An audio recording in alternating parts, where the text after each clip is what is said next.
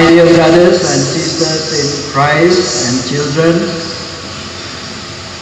in today's Gospel, 10 lepers approached Jesus and they called him, "Jesus, Master, take pity on us." So what is the significance of these 10 lepers asking for mercy? They know they are in need of healing, not just physical healing, but spiritual healing as well. They approach Jesus with contrition and faith because they believe that Jesus can release the burden of guilt and suffering and make restoration of body and soul possible. Their request for mercy is both a plea for pardon and release from suffering. Jesus gives mercy to all who ask with faith and contrition. Why did only one leper out of 10 return to show gratitude? My dear brothers and sisters in Christ, whenever I receive a gift as a child, it's my past experience, I always remember my mother telling me, "Don't forget to say thank you."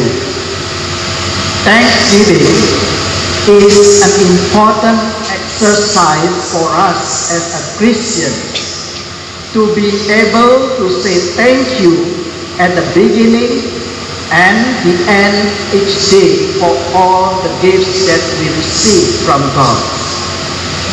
In the Gospel today, 10 lepers were cleansed and or healed, but only one returned to give thanks.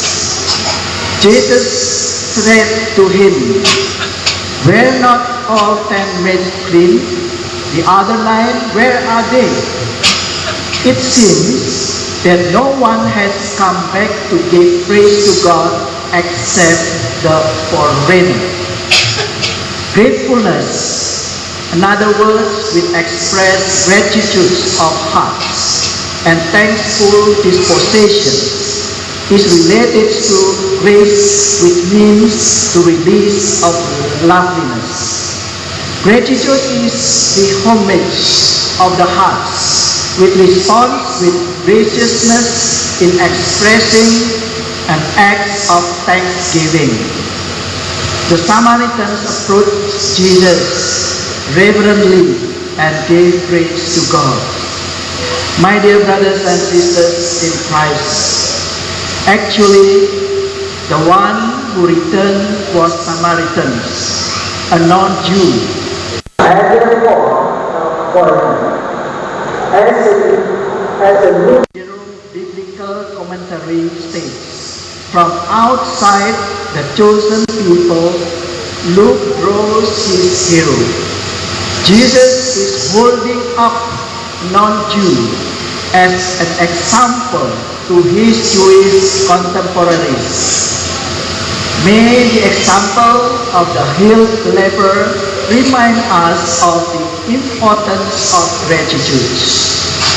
My dear brothers and sisters, lepers in the time of Jesus were considered unclean. Persons with skin diseases were not clean or holy, and therefore were isolated from conquers with the holy people of God in the cities, and were banned from participation in the temple worship of God. The teaching from the Old Testament was that a leper had to offer a sin offering if he or she was to be made clean. Sometimes we treat others the same way. We ostracize them and label them as unclean, unworthy, not up to our standards. Only if the change, then we will accept them. This is not the way of Jesus, who accepts the persons as they are, loving them, embracing them, their reality. Jesus steps across the boundaries separating clean from the unclean. My dear brothers and sisters, why don't we like to reach out and touch other realities? Sometimes because they are unknown. Perhaps we are afraid to catch something. Sometimes we would like to be more ambitious or adventurous, but we might catch the criticism of others.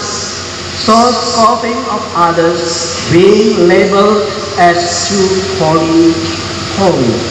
That is why we prefer to keep a safe distance, not to complicate our lives.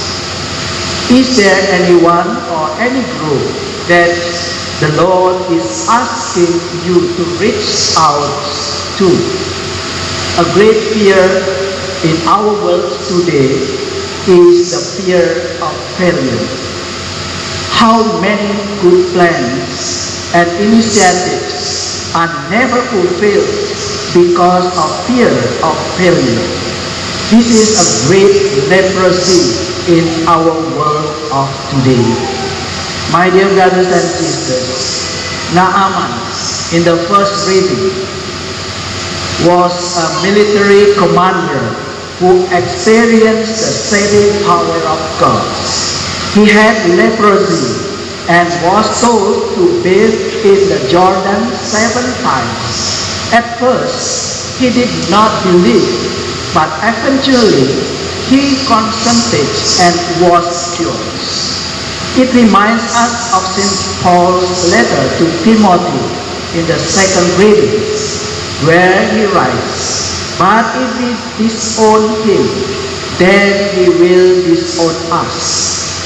We may be unfaithful, but he is always faithful, for he cannot disown his own self." What is the meaning of the cryptic conundrum? Well, Naaman denied God. He tried to deny an advice he was given.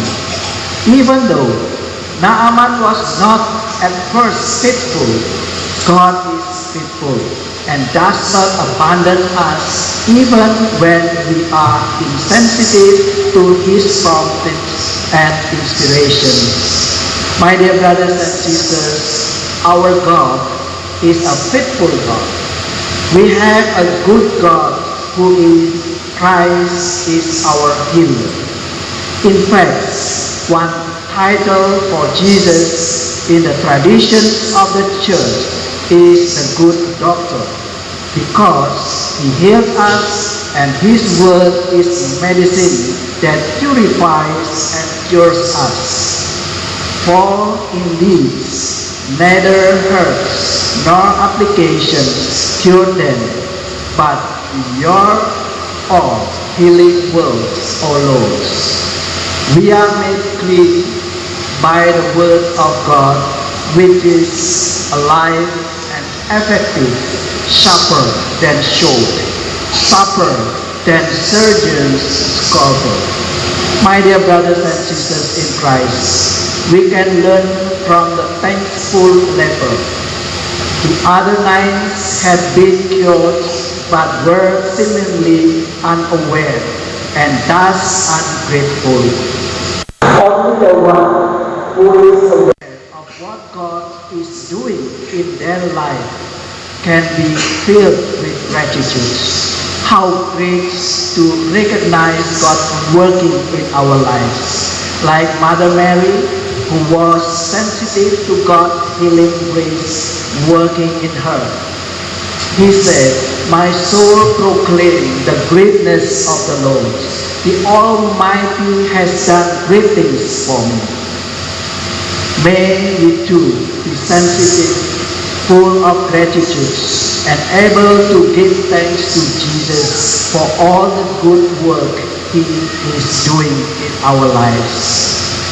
Lord Jesus, may we never fail to recognize your loving kindness and mercy toward us.